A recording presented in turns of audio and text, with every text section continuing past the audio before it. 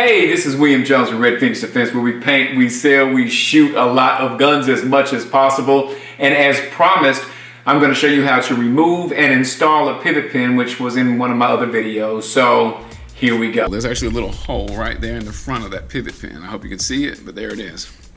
Now, when that hole is, when you pull that pivot pin all the way out, that hole exposes that same kind of detent and spring that was in the back here. So you'll take something. That thing, in the video I said that thing. What I'm actually talking about is like a dental pick, all right?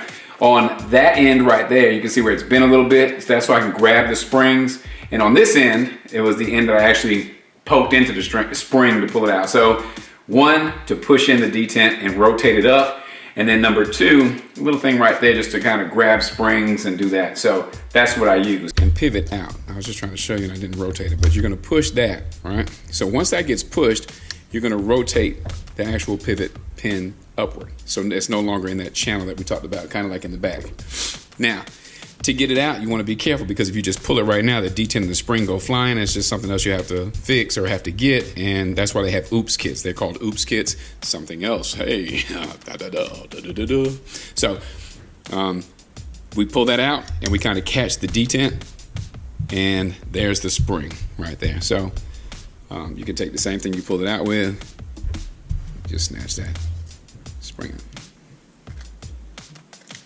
Uses a clevis pin. Of course, it is a 0.25, which is the 1/4 inch that you need to go through where your pivot pin sits. Now, those holes right there are actually big enough to put a not broken, but I actually broke it on purpose, and I'll show you why, a broken 3/32. All right. Now, what I mean by broken is it was long at one point. It was just a regular, a punch, but I broke it so it would be just long enough to where when I push it in, once I push it in, the detent will actually go back and you can rotate that up.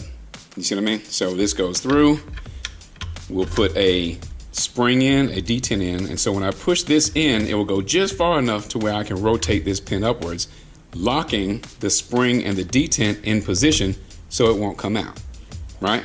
And then from that point, I'll show you what to do next. So now that it's already lined up, I guess I'll just go ahead and grab my spring, and I put it in.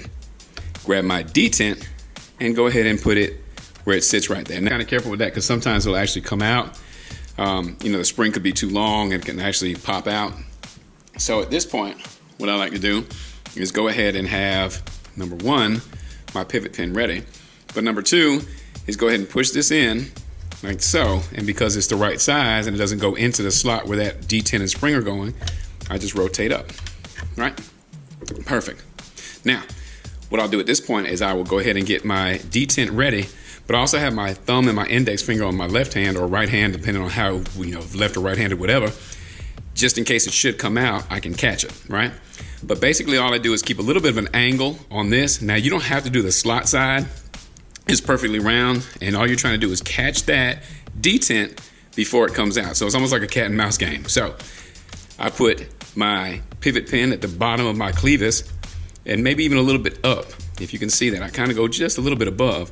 And so when I'm pushing it through, I just kind of get close enough to where it's on that corner, and I catch the detent right there. Now, all I do now is just rotate it to where it locks in the channel.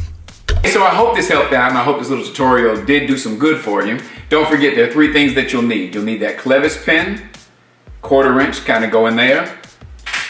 You will need that 3/32. Now the 3/32, you want to make sure that it has an angle on it.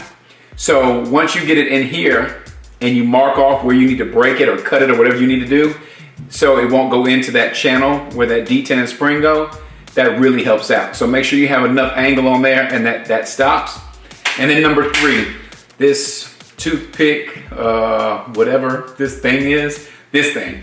And if there's anything that you would like me to kind of go over or kind of show you when it comes to this gun world stuff, as long as it's not too involved, I guess I'll give it a shot. In fact, I know I will. But until next time, 2A, we'll holler at you. Hey, and if you don't mind, like and subscribe. This is like a new channel and all this is crazy to me, but they say it kind of helps in the algorithm, so if you would, I'd appreciate it. See you soon.